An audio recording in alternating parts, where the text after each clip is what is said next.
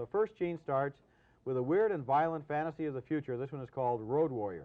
The Road Warrior is one of the most original movies I've ever seen. It's exciting, imaginative, and very strange.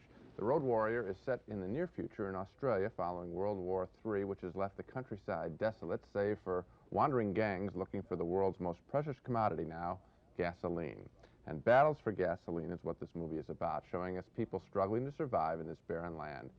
In this scene, a bunch of nice people try to defend themselves against a roving gang of thieves. Leading the good guys is a reluctant hero named Max, who sure knows how to drive a truck.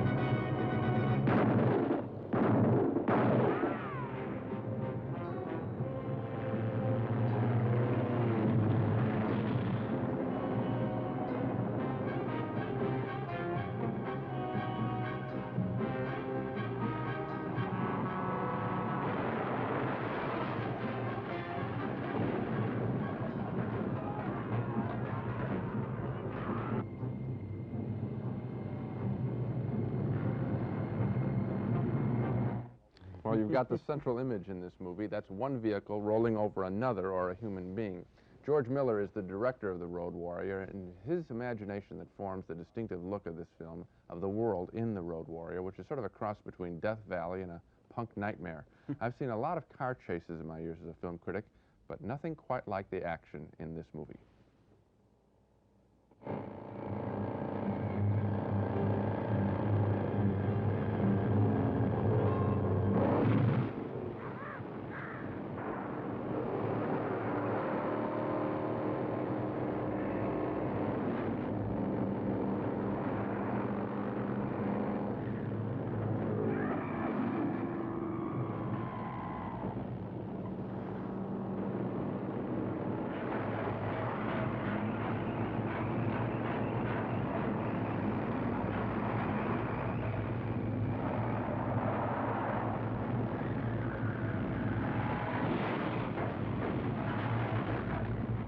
This is one of those pictures where you watch these stunts and you keep saying, I don't know how they do it. Obviously, this film is extremely violent, but for some reason it never bothered me because the violence is presented in an almost comic book manner.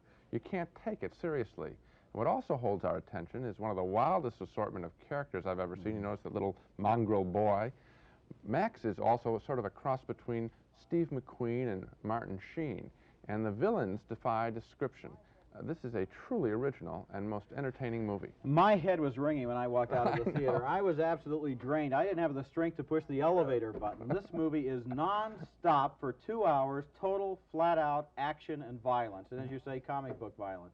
I don't know how they did the stunts either. I thought I was looking at shots that were not faked, in which people had to be killed. I assume they weren't, or we would have heard about it. But the special effects in the movie are sensational. The pacing is amazing. The music is nonstop, wall-to-wall music. It drives you as you're sitting there in your seat. Some of the action is obviously over-cranked so that we're getting speeded-up footage, but it is very powerful. And I also enjoyed some of the twists of the plot. Characters die that you don't think are going to die. Relationships, I'll give you one. I was certain that there was going to be a male-female romance scene in the picture. I just expected it. It's standard in this sort of thing. Not one. And it's set up, never happens. It's real tough at 120 miles an hour. Right, well, I know.